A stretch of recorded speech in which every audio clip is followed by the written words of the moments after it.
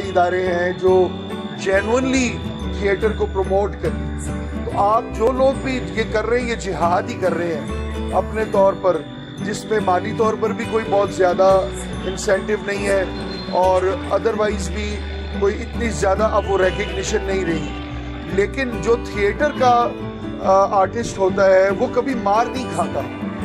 आपके जितने भी स्टार्स गुजरे हैं, चाहे वो काजी वाजिद हो, चाहे वो मोहम्मद कवी खान हो, या वो खयाम सरहदी मरहूम हो, या तलत हुसैन हो, या राहत काजमी हो, ये सब स्टेज से ही आए हैं। और स्टेज और रेडियो ये दो इदारे हुआ करते थे। यहाँ से फिर टेलीविज़न और फिल्म, इन दोनों मीडिया में लोग गए। अब आज की पौध जो है, जो प्राइवेट प्रोडक्शंस में बहुत मसरूफ़ है, मुझे ऐसे लगता है कि वो सिर्फ पैसा कमाने पर लगे हुए हैं और अनफॉर्चुनेटली वो मेयार नहीं रहा।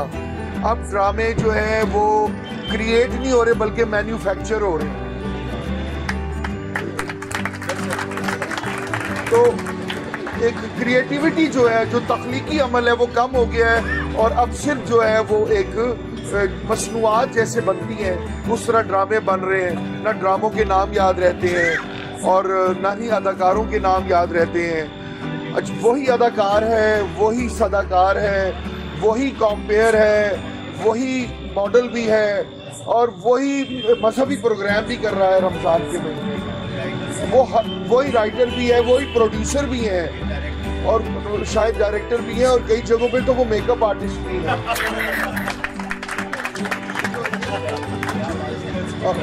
और मेकअप वो वैसे सिर्फ लड़कियों का करते हैं।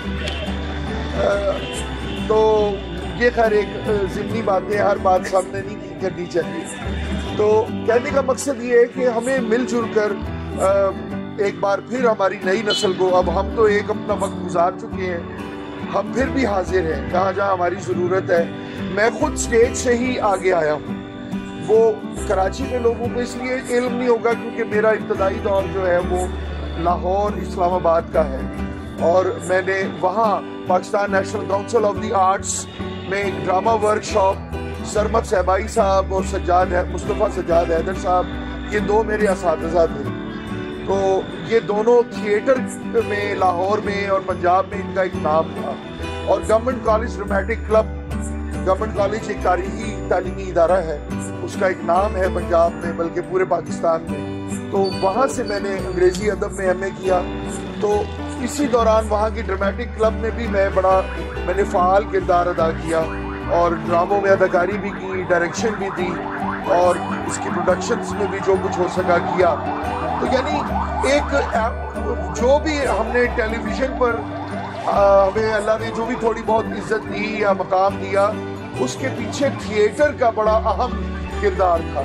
और उसके बाद रेडियो का, थिएटर ने हमें बॉडी लैंग्वेज सिखाई, फुटवर्क सिखाया, हमें वॉइस थ्रो करना सिखाई, हमें जुमलों की अदायगी सिखाई। रेडियो ने हमें तलफ़्फ़ुज़ सिखाया, लबो लहजा सिखाया, आदाब सिखाए। अब तो बेअदब लोग हैं, बेअदब अदाकार हैं, ना कोई लफ्ज़ों की तमीज़ है। मैंने तो ये करा था, तूने क्या करा था, और ये इस तरह से मतलब गलत वो इंडियन ड्रामों से मुतासरीन हिंदुस्तानी ड्रामा हैं बहुत सारे हमारे नौजवान, और ना उनका तलफ़्फ़ुज़ ठीक है, ना लबो लहजा ठीक है।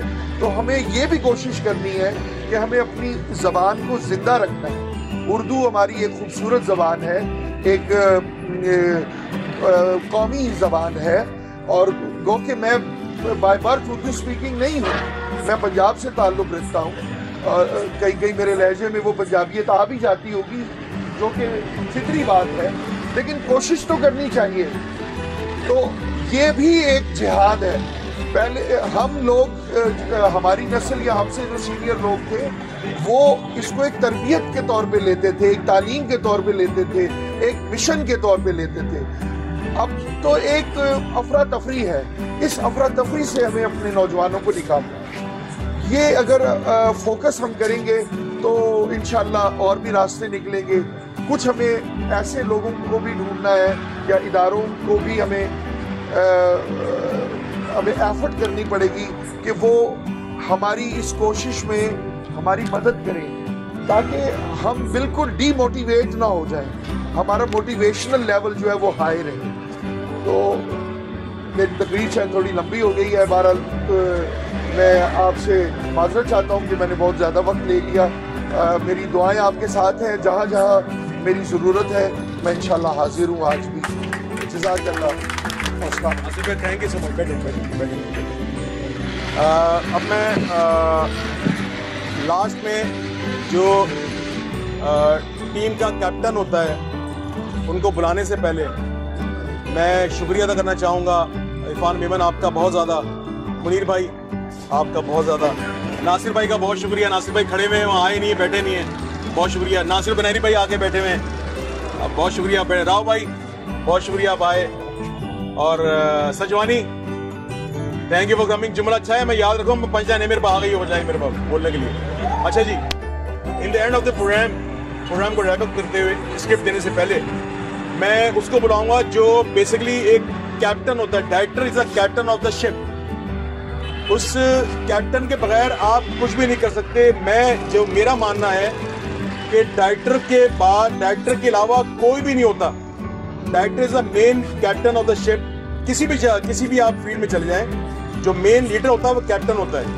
उसके बगैर आप कुछ भी नहीं कर सकते, चाहे वो इस ड्रामे का डायरेक्टर हो चाहे किसी और प्ले का हो। लेकिन जो इस ड्रामे के डायरेक्टर हैं उनके क्रेडिट पे माशाल्लाह इतना सारा काम है कि मैंने शायद जितना भी इनके साथ मैंने काम किया, इनसे सीखा बहुत कुछ मैंने। और मुझे यकीन है कि इस ड्रामे में भी बहुत कुछ सीखूंगा और इंशाल्लाह मुझे उम्मीद है कि ड्रामा बहुत ही अच्छा होगा। आप सबकी भरपूर तालियों में नन अदर देन जमील राही।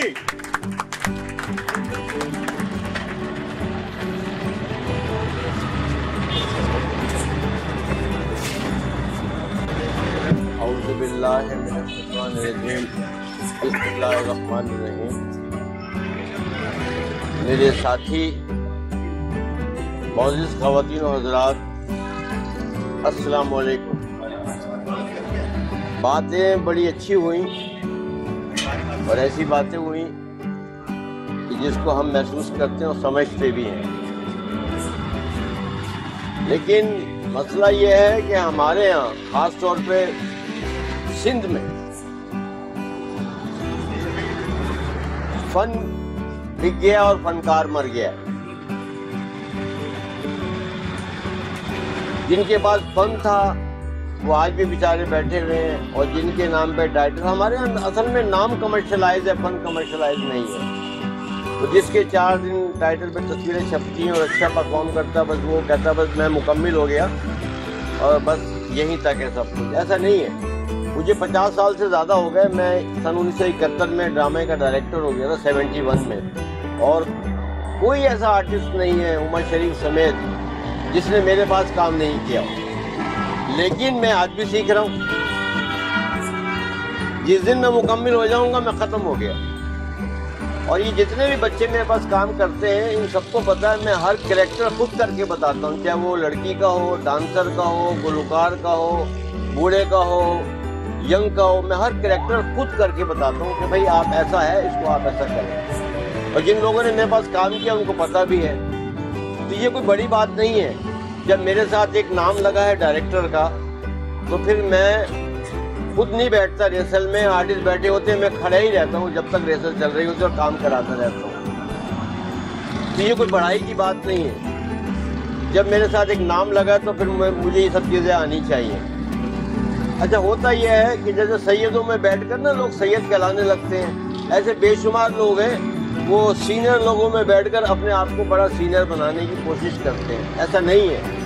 देखिए, काम बोलता है। जो शख्स भी काम करेगा उसको कोई शख्स भी है ये नहीं कह सकता कि यार इसको काम नहीं आता। जो करेगा वो नज़र आएगा। अब रहा जावेद की मेंबरशिप का ताल्लुक, तो भाई जावेद ने आज तक ये इतने लोग बैठे हैं ऐसे लोगों के साथ काम किया जिन्होंने अपना मफाद देखा, जावेद के लिए नहीं सोचा। लेकिन आज मैं इन तमाम लोगों के सामने कह रहा हूँ कि जावेद मेरे साथ आज खड़ा हुआ है, तो इंशाल्लाह अब जब मेंबरशिप खुलेगी तो जावेद मेंबर बनेगा आर्ट्स काउंसिल। उसकी वजह यह है कि जावेद को अपनी हैसियत जो उसकी है वो किसी ने समझी ही नहीं, उसने सिर्फ अपना मफाद